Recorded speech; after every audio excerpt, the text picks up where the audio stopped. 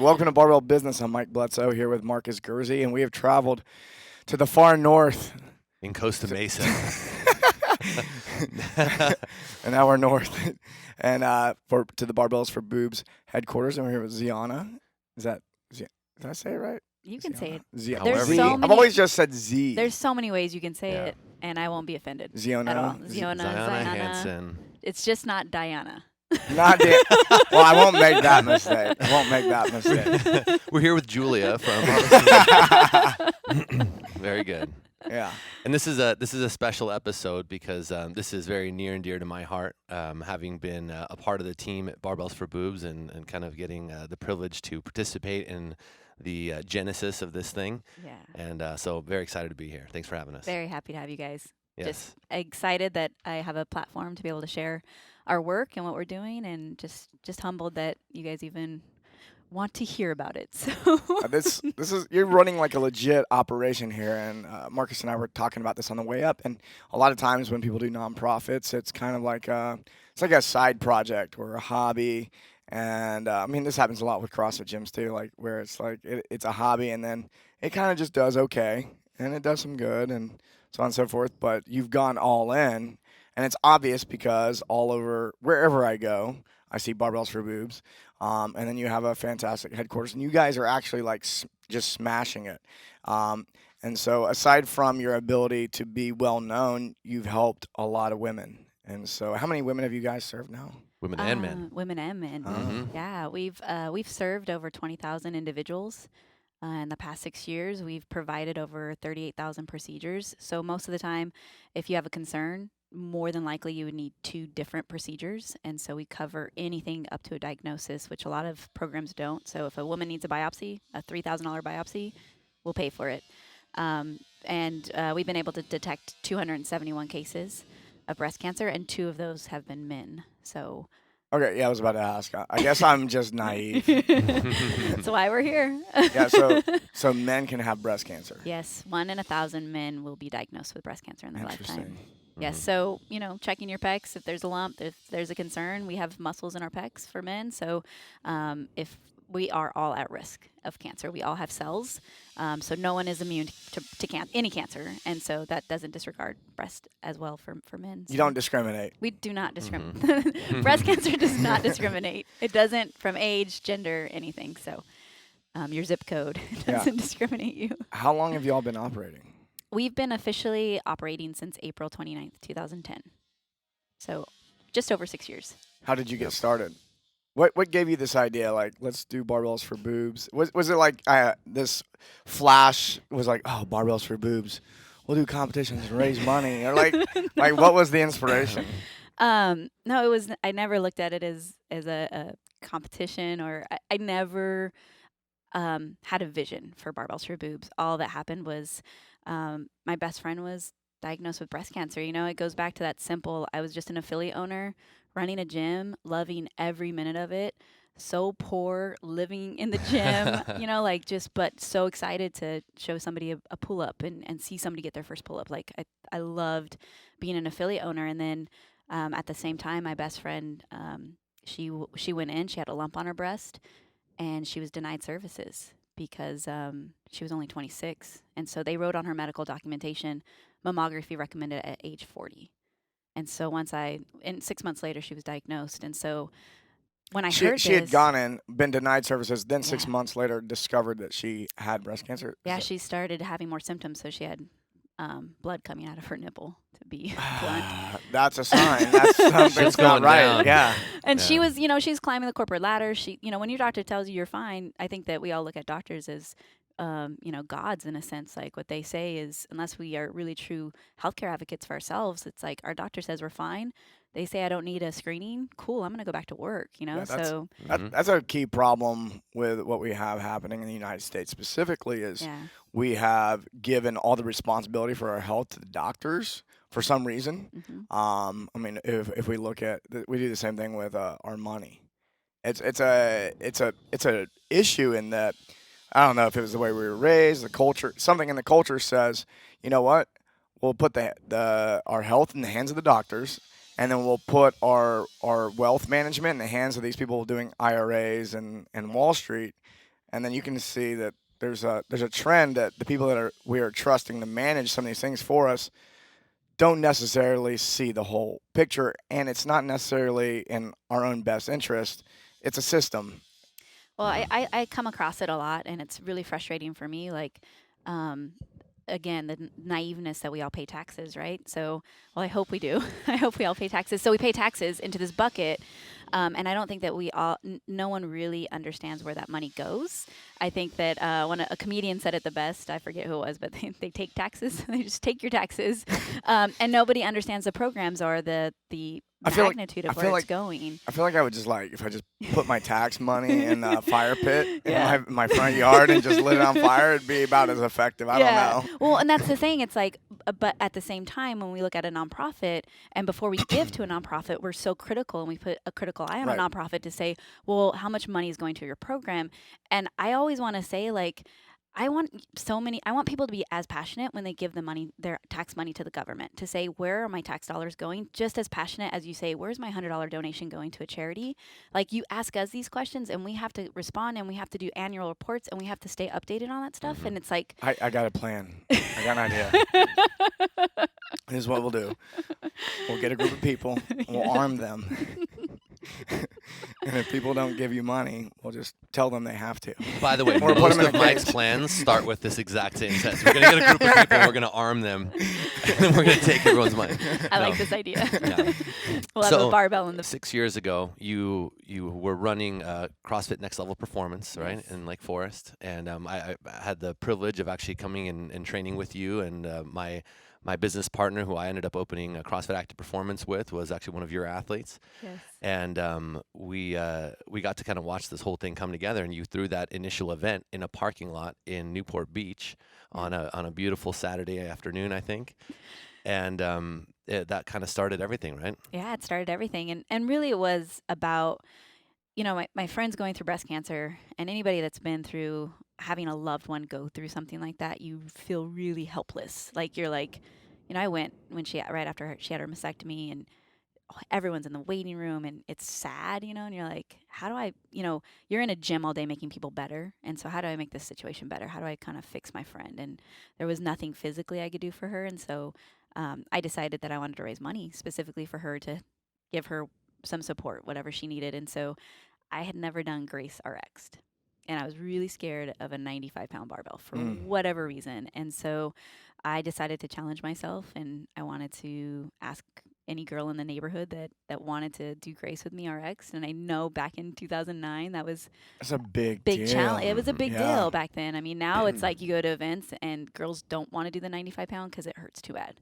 Because you have to go faster. Too fast. Can we do it at 135? Yeah, give me 135. So it's kind of cool to see even how our fitness abilities have evolved even since then. So I really wanted to do Grace RX, and so I asked 3 affiliates around the neighborhood to come to a parking lot and throw down with me and dedicate it to Ceci and my friend. And everybody came out. It was awesome. People were writing names on their arms. And then we went to a bar afterwards, and one of my friends said, we just did Barbells for Boobs. And I was like, we did just do Barbells for Boobs? That's amazing. Can I use that? And he was like, yeah, sure, go ahead. Yeah, and we've been going ever since. And when I went to, we fundraised $2,000. That next week I saw Greg Glassman, and I'm very fortunate enough to have a friendship with him. And he was stoked on what we were doing, and so CrossFit headquarters matched it. So we had $4,000, and told my friend what I was doing, and she was like, Mija, that's awesome. Raise money, love it, but I don't want money. Like, I want you to help others with that. And so really that's when the vision started, to say, how can I honor her? And that's so selfless of you. How you're going through this treatment, and I want to give to you, and you want to give to others. And so I needed that to matter. I needed that legacy of Ceci and how kind she is to make a difference in the world. And so I kind of just started researching and figuring out what was happening with young women in breast cancer, and why she was denied, and where does that mentality come from to tell, she had the right to know if she had something wrong with her. We all do, right? And so where is that mentality coming from our healthcare system? And so I started digging, and I started prank calling companies I won't say, and really nobody had any answers. And this was 2009. Now, granted, there's been a lot of work done since then, but I really wanted Barbells for Boobs to be a hub of, if a young woman or a man has a concern that we understand, and we want to help you through that process. Nice. So I want to circle back around you're talking about the critique around if I'm donating money. mhm. And I I had I had been exposed to these ideas that, oh, so much money needs to be going to this or that. And then when I actually looked into it, we had a phone conversation about this because I think it was maybe less than a year ago. Yeah. I was considering opening a nonprofit, we were, and we decided against it.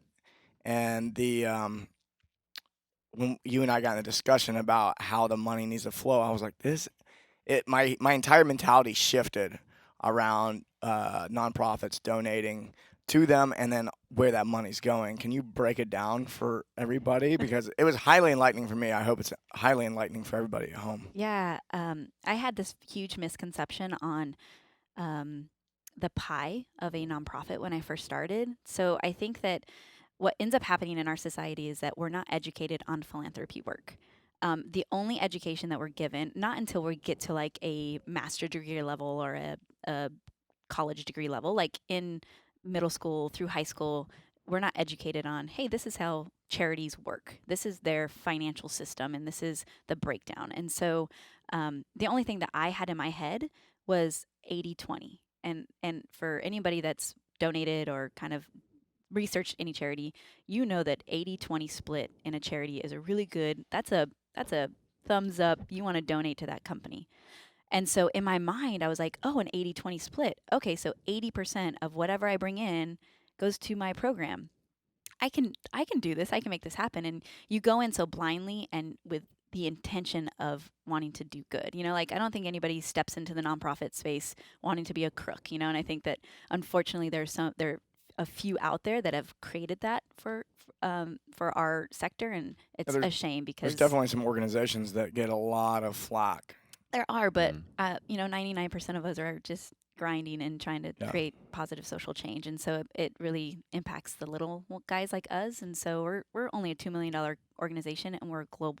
Our impact is global, and so not a lot of $2 million companies can say we have global reach and global impact, which is pretty incredible for a small team of our stature. So, so my goal was 80-20, and my intention behind starting Barbells For Boobs was financials should never be a barrier to getting a life-saving screening, right? So one of our biggest programs is our grant program. We fund screenings all the way up to diagnosis.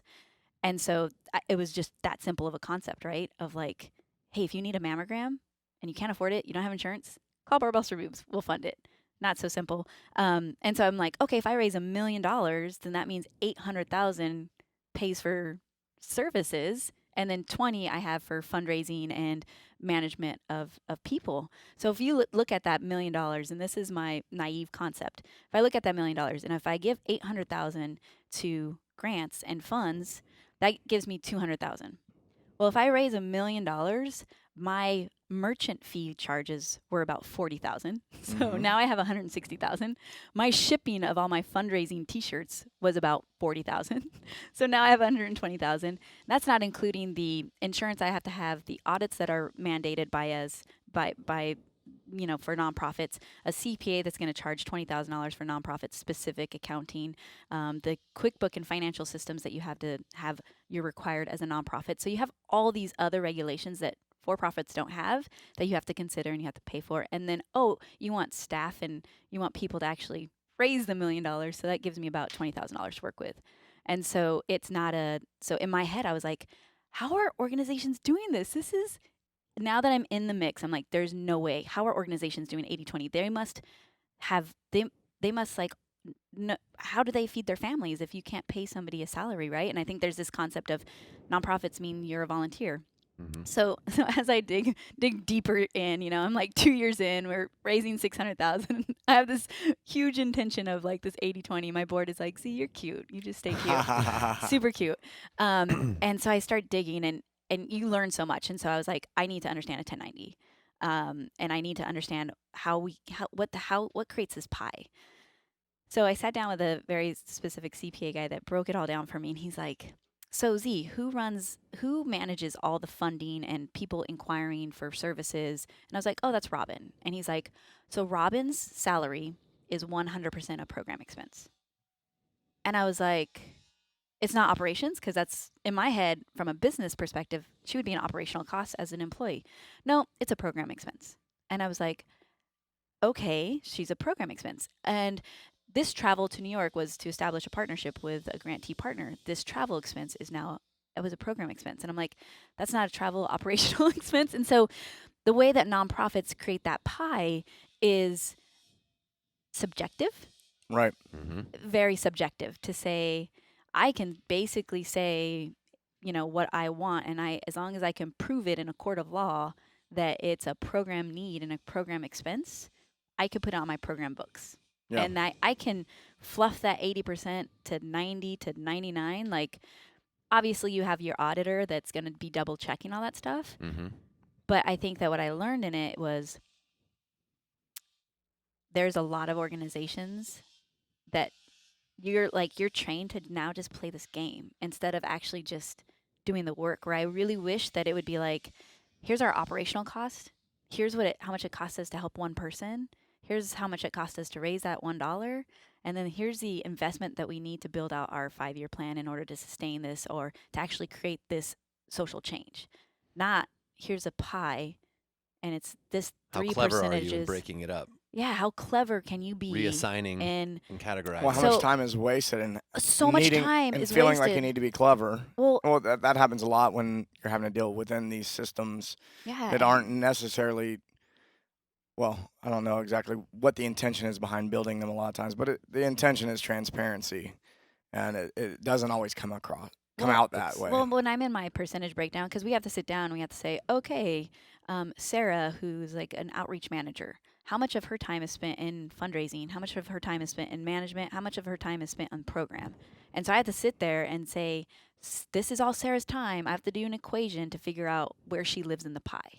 But for me, I don't have a program if somebody's not out in the community telling people what the program is. So for me, my entire team, like for me, I look at Barbells for Boobs as it's one full pie, because without every single piece working, I don't have a program. I don't get to help anybody. And so I'd love for people to think of us as 100%.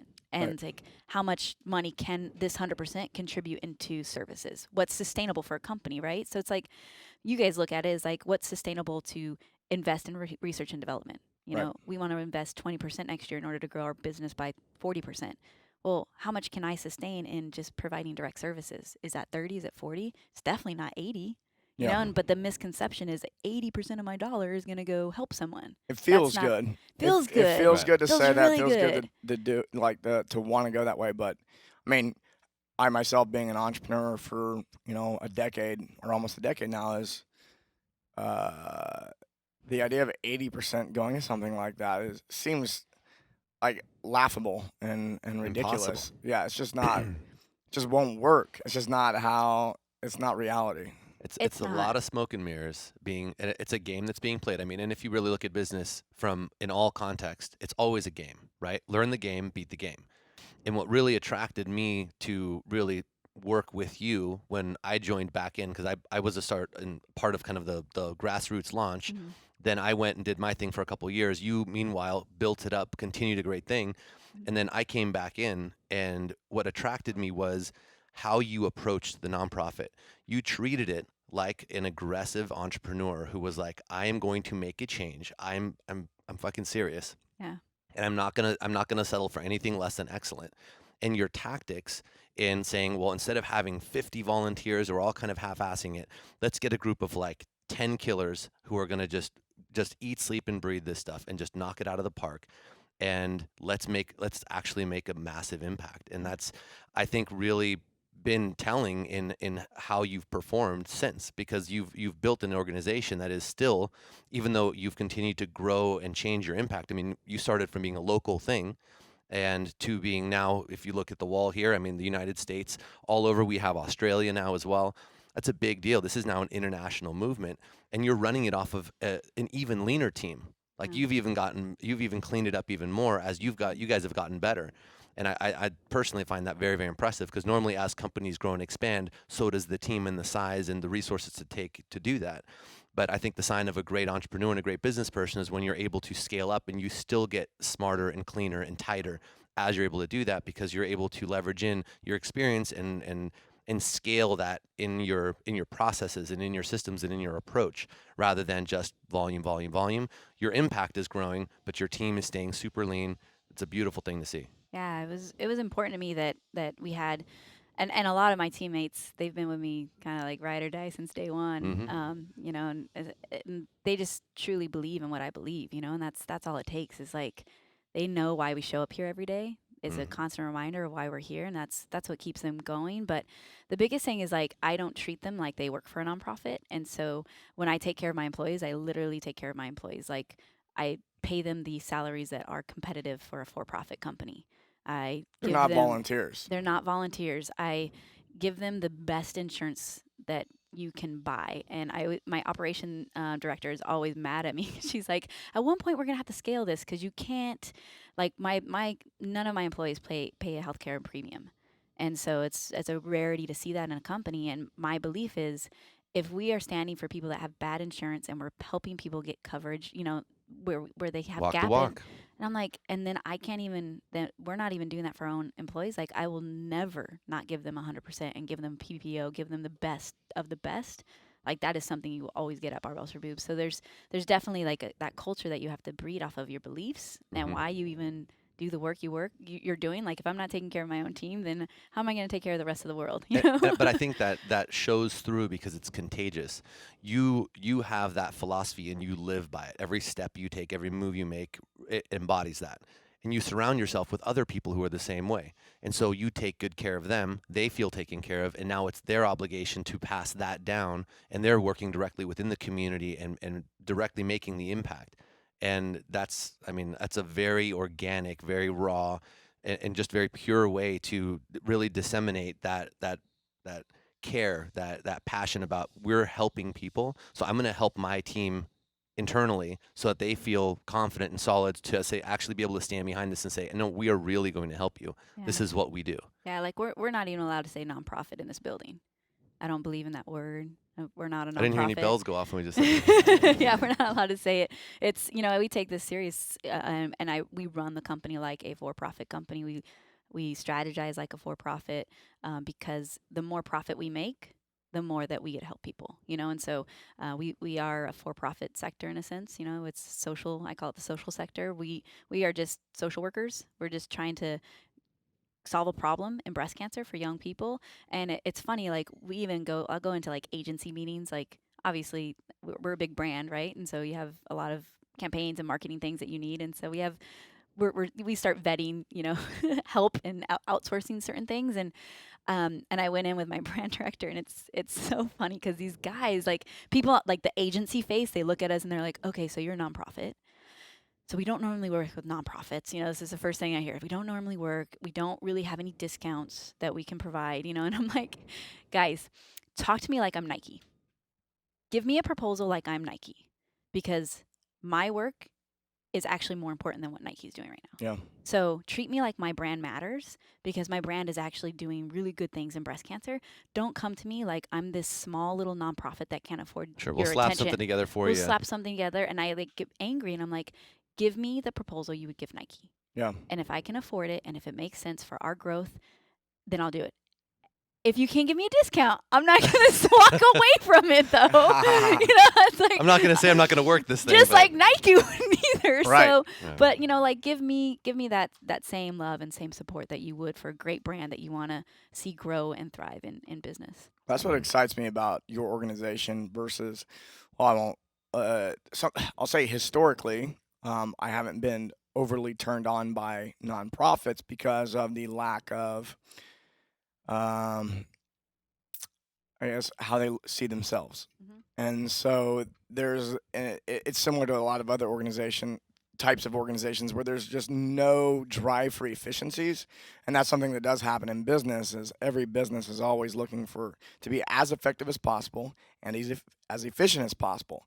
And sometimes when people get in a certain mindset, that kind of goes out the window, and they're not striving for those things. So it's really exciting for me to hear that you're operating this like that, because that's how you're going to make the biggest impact overall. 100%. I mean, we are in business. We just happen to be in social services. You know, that's the only difference. I mean, if you even look at a CrossFit affiliate, they're in social for sure. services. I mean, a lot of the models that I run in building Barbells for Boobs, I just took from my experience in running an affiliate. I mean, you focus on your clients that you have, right? You don't worry about what other gyms are doing. You put your focus there. They spread the message, they spread the good word, and you grow. And it's like super simple. Like I I work with all the breast cancers in this organizations in this space. Everyone knows who we are. We partner with everybody. We're very delicate on the way that we approach that. I don't worry what they're doing. I care about what they're doing. I care and I make sure that it aligns with what we're doing, and I make sure that they know what we're doing, and if we can work better together and more efficiently together, then I'm going to roll with that. Just like if an affiliate opened up down the street from me, I'm going to find out, what do you do better than I do? Are you endurance? Cool. Because if I don't know endurance, I'm going to send people your way. Because at the end of the day, my job is to service the social, economical growth of a person, right? Or the socio health, growth of a person. So I can't selfishly be like, I need to have everybody in my hub. Like, is Barbells for Boobs for everybody? No. Yeah.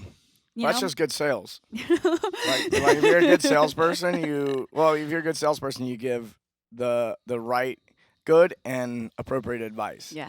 And sometimes that means selling them on somebody else's On services. somebody else's services. Yeah. And that's okay. I mean, we don't have the answer to everything. So we stay very true to what it is that we do. And then we build partners and resources around us to make sure that we never say no to somebody that contacts us. So I have a resource for everything. What do you think the core issue is around breast cancer? You had mentioned before we hopped on the microphones that you see what you're doing as actually kind of like a Band-Aid.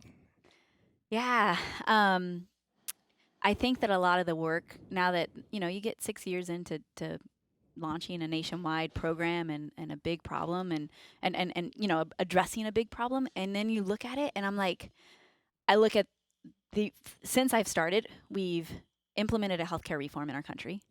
We're in a in a presidential election year, which affects social circumstances. So when we go out and we fund somebody and somebody doesn't have health insurance, and I go in and I pay for their services, it's a Band-Aid to the problem. And so now I'm taking donor dollars, I pay for their service, and then what happens to them next year? How do we follow up with them? How do we make sure, like, the question is, why don't you have insurance? How do we get you on insurance? Like, what is going on? What is wrong with our healthcare system that Barbells for Boobs has to pay for services? And so in the end, and I don't want to say that Barbells for Boobs, my goal is that Barbells for Boobs doesn't exist because our healthcare system is so robust that we don't have to pay for things. Because I always have to ask my team, like, if we didn't pay for a service, does our work matter? If we never paid for a mammogram, does what Barbells for Boobs do matter? And the answer is always yes. Like, I had a woman in Texas that came up to me and she was like, Z, I want you to know that Barbells for Boobs saved my life. And I was like, rad. How did we do that? Like, I know we fund some stuff in Texas. So did you get a procedure from one of our hospitals? And she's like, no, you came out here last year. I heard your speech. I heard Ceci's story. I was inspired by it. I went home that next week. I found a lump on my breast. And 32, I run an affiliate. I'm young, healthy, have 2 kids. Would have never thought to go get a mammogram. And she did. And she was diagnosed with stage 2 breast cancer. Came back the next year, participated in the Survivor Heat. And so that's when I was like, whoa, our impact, not all of it can be measured, right? So I've been so critical in analyzing impact and changing this problem where I'm like, I'm not changing anything. I'm just paying, I'm putting a Band-Aid and paying for services. I don't know what's going to happen to that person next year when, am I going to have to pay for their service next year again? And what is the solution to them getting actual healthcare coverage? Or maybe they don't have a job. So what's the solution to them getting a job? So the problem is so much bigger, and you have to make those decisions on what you can control and what you can't control. And so one of a victory that we just had at Barbells for Boobs is one of the other issues is we fund women under 40 because they don't qualify for state-funded programs. So every single state has a different breast and cervical funded program. Every state is different, and every state eligibility requirements different, which we know all of them. So if you have, we can guide anybody in the country through this process. But in California, it's called the Every Woman Counts program. I wanted to call our program "Every Woman Really Does Count." But so if you're under 40, you don't qualify. If you're a man, you don't qualify. So those are the people that we help. So if I'm 26, have a lump, need a biopsy, Barbells for Boobs will pay for it. Well, the California, we just signed a bill just went through Senate that if you're under 40 and you're symptomatic, that the state program will fund it. So that helps That's us. huge. This is so big. It's incredible. So now you're solving a problem. Now the problem's coming from the top. And so I didn't get into this to be a politician or to be a lobbyist, but if we don't at least The closer recognize you that, get to the top, and that's where you'll end up. but if I don't at least acknowledge it Yeah. and write those letters and stand for what we believe in, then then I'm not truly being true to the work and the legacy of Ceci, which my friend is still around, but it's still we do this work for her, so so we've definitely been looking at state laws and trying to ladder it up to say, why are the federal guidelines set? Why? So ultimate goal is that we take age and gender off breast cancer. And so by taking age and gender off breast cancer, I don't know if the funding mechanism is actually solving the problem. It's putting a Band-Aid on it, but how are we changing it to take an age and gender off of breast cancer to get that myth out of people's heads, out of doctors' heads to say, sure, come back when you're 40. Yeah. You don't have breast cancer. I'm sure they're just running the numbers. It's all statistics, and it sucks to be a statistic. Yeah. It sucks because everybody's different, and yeah, statistically, I'm sure that as you get older, the chances are much higher, and they're having to run their numbers and draw the line somewhere, and it's really really unfortunate. And again, that's kind of like taking the responsibility away from the individual and making the choices they're making. Only 7% of all breast cancer cases are women under 40. And so that 7% is just too small for it to really matter in public policy, in healthcare reform. Right. And so until that 7% is your friend, your sister, your wife, that 7% feels like 100% to me. I want to help every single young woman, every single man that is affected by this disease. And so we just kind of stay focused on that and keep marching until we see it from a federal. Do you think the answer is lowering the age? I think it's removing it. Just removing it overall. Breast cancer is the only cancer that has an age and gender requirement. It's the only one. It's the only one. Huh. Right. The only one. That's pretty nuts. It's pretty nuts. Interesting. Yeah.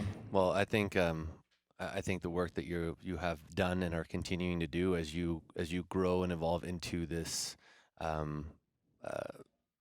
what the organization is today it's a brilliant thing to get to see, because as you're learning more, you're immediately applying, as you always have, and it's cool to see how much this has evolved from parking lot to we're hosting events at affiliates, to the Pink Bra Tour, to the program starting in just a few states and then going all over the country to now internationally. So very impressed. Yeah, thank you. Well, started with a really handsome fellow that was just trucking along next to me, and I told him my idea, and not even an idea, it wasn't an idea. It was just, dude, this sucks. How do we tell more people? How do we expose this problem? And Markus we got in a van together and started dropping in at affiliates and sharing Ceci's story. And the minute that I shared her story, it was like there was so many other Cecis out there, and there's so many other stories out there, and it was like you kind of just don't feel alone, and you feel like, wow, this work does matter, and people care about this, and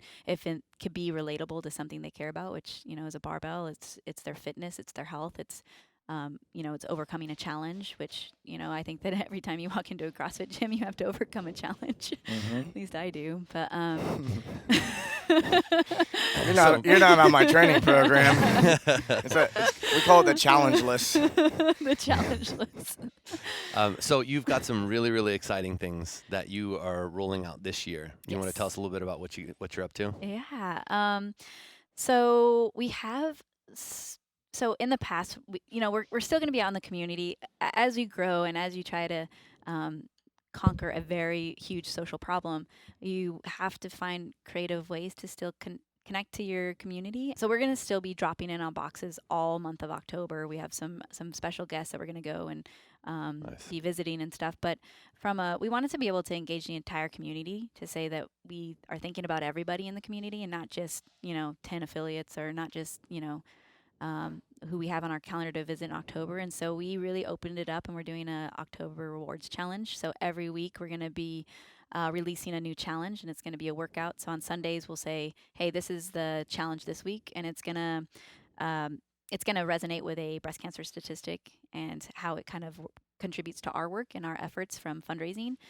Because at the end of the day, 99% of our funding comes from individuals, and so if we don't have fundraising, we don't have a program. Yeah. And so, so this does matter. And so every week we have kind of an $80 reward challenge, so you can earn a T-shirt. So $80 is the average cost for us to provide somebody a solution to breast cancer. So, and then you get to celebrate and do the workout at your affiliate. And so we're gonna run 5 weeks of it. And if gyms always contact us and they're like, when's the Barbells for Boobs event? I'm like, it's whenever you want. Do it. I've ran a gym, and so I wanted to be able to give people the freedom to host when they want and do what's good for their community. And so if you want to use this workout as hey, every Saturday we're gonna celebrate breast cancer in the month of October, and it's a $5 donation to participate. Like, even if it's that simple for your gym, I want to make it easy. I know that sometimes it's hard when you run an affiliate to then go out and do more for social services. You're doing so much already in your gym, and so really want to make it easy. And then for those people that are diehard and passionate, we have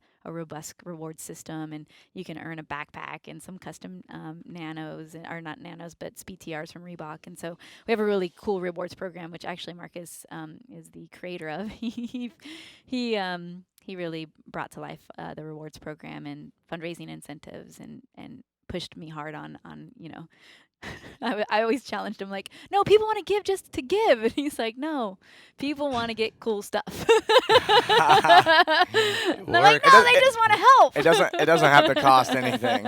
It's I don't know, it's a chemical release in the brain. It's not our fault as humans. I mean, we evolved that way, so yeah. So we can blame evolution or something for that. Yeah. So we have kind of a virtual way of supporting the affiliates this year, and we have some way cooler stuff happening in 2017. So I can't wait to announce what's happening in 2017. So as a gym owner, I mean, this is for those who've hosted a Barbells for Boobs event. They already know what this does for their community and pulling everyone together to accomplish something together for a greater good. But for how can someone find out more information? How can they get involved? Yeah. Obviously, just our website, barbellsforboobs.org. If you go onto that, it's the easiest way is on the left-hand side. Click fundraise, and it gives you the 1, 2, 3, 4 steps to fundraising, getting your community involved. Also, on Sunday, we'll be launching our October Rewards Challenge. So we'll have a full page. It'll be on our homepage to look at the workouts. All 5 weeks will be there, ready for you to attack. You can program it into your program the whole month if you want to just celebrate Barbells for Boobs every Saturday. And then, more importantly, also on our website, on the left, there's a button that's Get Screened. So if you have a breast concern, I know that we always talk about fundraising, which is a critical piece, but we want to make sure that we're connecting the community to say, if somebody has a breast concern, we are a resource. We have nationwide support. We have funding support in about 26 states. So, making sure that affiliates know that they need to let their community know Barbells for Boobs has services as well, not just fundraising. So, Nice. Yeah. I have a question. You said that you didn't have vision in the beginning. You just wanted to help. I have a sense no one gets as far as you have gotten now without having a vision. At what point was there a shift in where you sat down and actually mapped that out? Don't tell me you don't have one. Yesterday. Yeah, right. No, I can speak to this. I literally got to watch it happen from when she put on the initial event and was like, oh, I think this is something. And I could see the lights starting to go off. We sat down at a Starbucks, and she has literally a spreadsheet, and she's like, this is what I think is about to happen. And so we sat and we plotted out for about a week, and we just started going to boxes, like 2 or 3 a day, all over SoCal. Got really, really good at doing grace. And but what I over that like 90-day period or so that we were, or maybe about 90 days total, that we went from 0 to having hit like I don't even know how many boxes, and basically taking this from that one single event to we raised $320 or $300 and some thousand dollars. $300,000, yeah. In that first little window.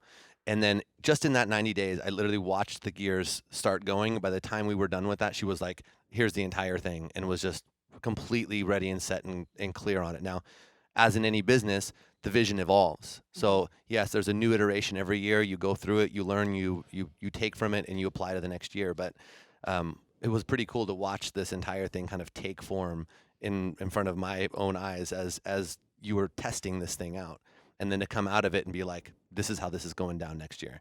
And so I'm sure you have a very updated vision, as we know, but Yeah, I actually just wrote out our 2020 plans. So right now we have pretty much a template of a 4-year plan of where I see Barbells for Boobs in the next 4 years, and the work that I see happening. And I think that there's two different visions when it comes to the nonprofit or the social sector.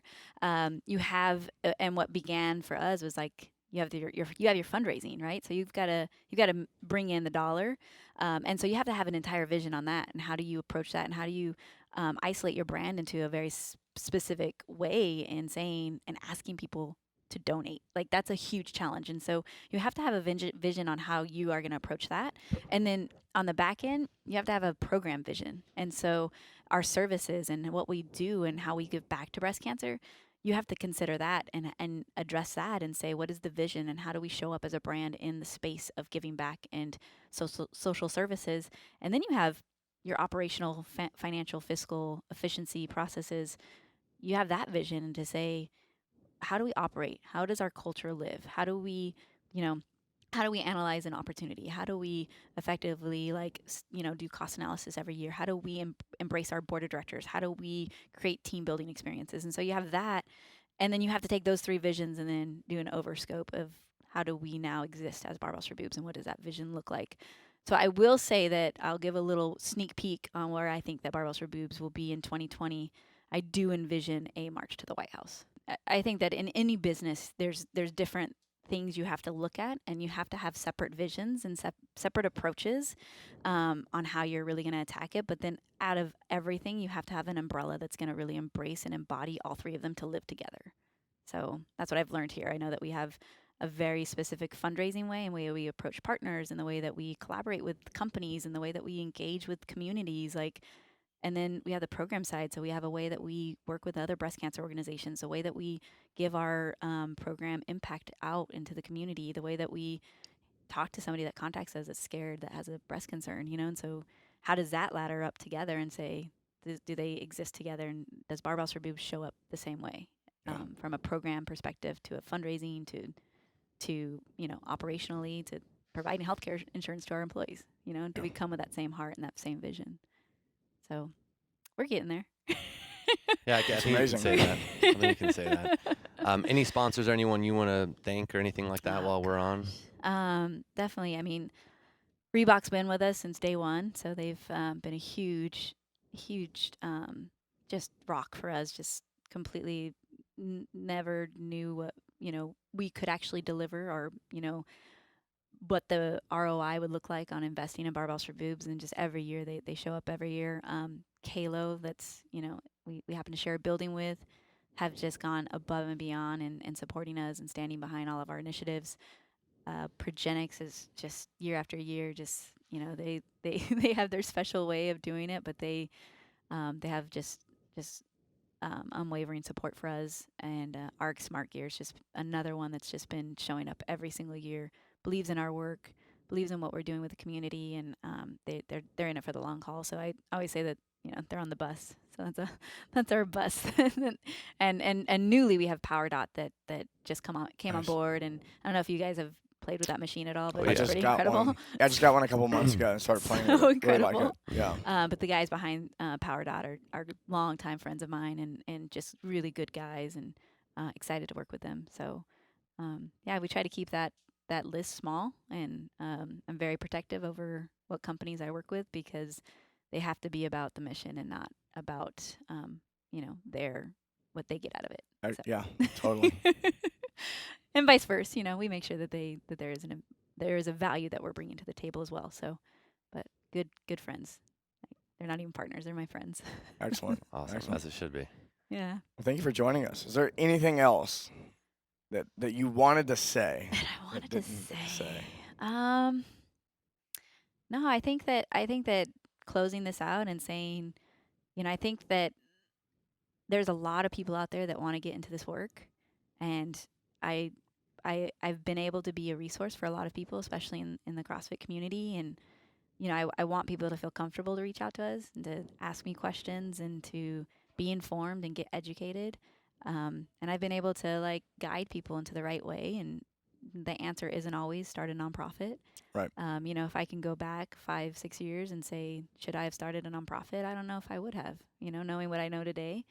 I think that there's enough nonprofits out there. I think that collaboration is the key and not starting fresh. It's seeing what somebody's already doing in that field and how do we work together and how do we bridge gaps and get new communities involved into something that you're passionate about, So I was passionate about breast cancer.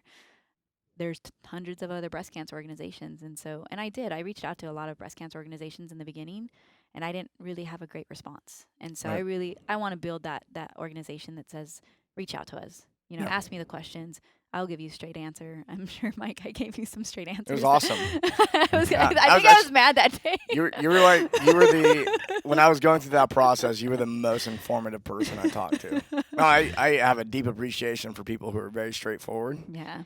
And when people beat around the bush, it's frustrating. You don't do that. I really thank you, seriously. Yeah, I think that there's a lot of work that's happening, and I don't think that there should be double work happening. And I truly am a firm believer in collaborative work. So I think that's what I would say is, I think that it's great when people want to get into the space and want to do social work, but just know what you're getting yourself into. And I am a resource. So contact Barbells For Boobs, and I will hold your hand and I will hug you and I'll tell you it's going to be okay. Yeah, very good.